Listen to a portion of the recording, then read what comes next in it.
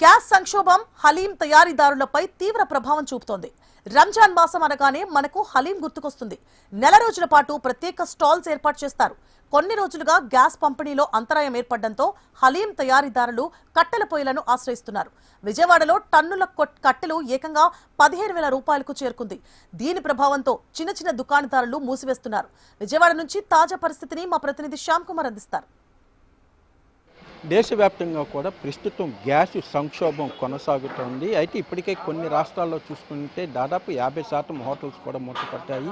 అయితే ఇతర రాష్ట్రాలతో పోల్చుకుంటే ఆంధ్రప్రదేశ్ మాత్రం పరిస్థితి కొంత మెరుగ్గానే ఉంది. కేంద్రం నుంచి కూడా ఎప్పటికప్పుడు కూడా గ్యాస్ ఎంత అవసరం ఉందో దానికి సంబంధించి కూడా ఏ విధంగా ఇక్కడ తీసుకురావాలన్న దానిపైన కూడా ప్రత్యేకంగా మంత్రుల కమిటీ కూడా ఒకటి ఏర్పాటైంది. ఆ కమిటీ ఎప్పటికప్పుడు కూడా సమీక్ష నిర్వహిస్తోంది. తాజాగా చూసుకుంటే ఈ ప్రస్తుతం మనం విజయవాడలో పంజా సెంటర్లో అయితే ఉన్నాము. అంటే ఇప్పుడు ప్రస్తుతం రంజాన్ మాసం జరుగుతుంది. రంజాన్ అనగానే ఈ హలీం స్టాల్స్ కానీ బిర్యానీ కానీ ఇది ఎక్కువగా ఉంటుంది. అయితే వీళ్ళపైన కూడా ఈ గ్యాస్ ప్రభావం చాలా తీవ్రంగా ఉంది. దీంతో చూసుకున్నట్లయితే పూర్తిగా కూడా కట్టెల పొయ్యిల వాళ్ళు వినియోగిస్తున్నారు. అదేవిధంగా గతంలో చూసుకున్నట్లయితే 3 నుంచి 4,000 టన్ను కట్టెలు ఉంటే నేడు చూసుకున్నట్లయితే 12 నుంచి 15,000 రూపాయల ధర కూడా పలుకుతోంది.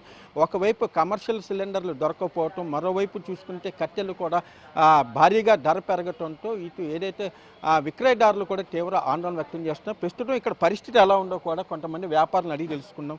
ప్రస్తుతం ఈ కమర్షియల్ సిలిండర్లు ఎక్కడా లేవు. మీరేమో కట్టెలు ప్రస్తుతం టన్ను అంటున్నాయండి ఇక్కడ? ఇప్పుడు టన్ను ఇవాళ కనీసం ఇప్పుడు గతంలో అయితే 7,000 8,000 ఉండేది.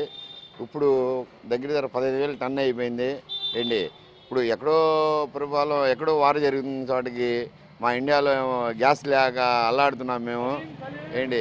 సలీం అని నేను కొద్దిగైనా సరే ఒక సిలిండర్ 2 సిలిండర్లు గ్యాస్ తెచ్చుకుని వంట చేసేవాడిని. ఇప్పుడు ఇవాళ 3,000 అంటే కూడా నాకు ఎవరు ఇవ్వట్లేదు. అందుకని ఆ కారణం వల్లే నేను పుల్లల కట్టలు తెచ్చుకుని నేను పుల్లల మీద వంట చేసుకోవాల్సింది.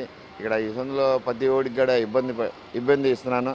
కాకపోతే ఈ సందులో ఉన్న జనాలు కూడా నాకు సహకరిస్తున్నారు కాబట్టి నాకు ఎవరు మాట్లాడట్లేదు. రంజాన్ అనగానే మనకి హలీం స్టాల్స్ దీనికి మంచి డిమాండ్. అయితే ఈ ఎఫెక్ట్ గ్యాస్ ఎఫెక్ట్ దానిపైన కూడా ఉందండి. కొద్ది చిన్న స్టాల్స్ వాళ్ళు గ్యాస్ మీద వంట చేసే వాళ్ళు అందరూ బంద్ చేసుకుంటున్నారు. బ్లాక్ ఎంత అయినా సరే కొనుక్కుంటున్నారు పాపం. వాళ్ళు గ్యాస్ లేకపోతే వాళ్ళు వ్యాపారం చేయలేరు. 3,000 అయినా సరే వీళ్ళు తెచ్చి వ్యాపారం చేసుకుంటున్నారు. నేనేకంటే నాకు ఈ సొందులు అందరూ నాకు సహకరిస్తున్నారు కాబట్టి నాకు మాత్రం నేను గ్యాస్ కట్టలు తెచ్చుకుని నేను ఒక 10 టన్నులు దించుకుని నేను వ్యాపారం సాగిస్తున్నాను. అది ఈ గ్యాస్ వల్ల మాకు చాలా ఇబ్బంది కలుగుతుంది. చిన్న స్టాల్స్ వాళ్ళు ఇంకా చాలా ఇబ్బంది పడుతున్నారు వాళ్ళు. చెప్పండి, అంటే ఈ గ్యాసు అంటే ఇదివరకుకి ఇప్పటికీ అంటే కొరత ఉందా లేదా, టైట్ అయిందా లేదా? టైట్ అయితే ఖచ్చితంగా అయిందండి. ఇదివరకు మాకు ఎప్పుడు కావాలంటే అప్పుడు మాకు మా ఏజెన్సీ ద్వారా గ్యాస్ వచ్చేసేది. ఇప్పుడు వాళ్ళని ఒక 10 సార్లు ఫోన్ చేస్తే కానీ ఒక్కసారి ఫోన్ లిఫ్ట్ చేసి టైంకి అందించడం అన్నది ఇబ్బందికరంగానే ఉంది. దాని మూలాన ఏమవుతుందంటే మాకు మా వ్యాపారంలో ఐటెంలన్నీ తగ్గించేసుకొని చేస్తున్నాము.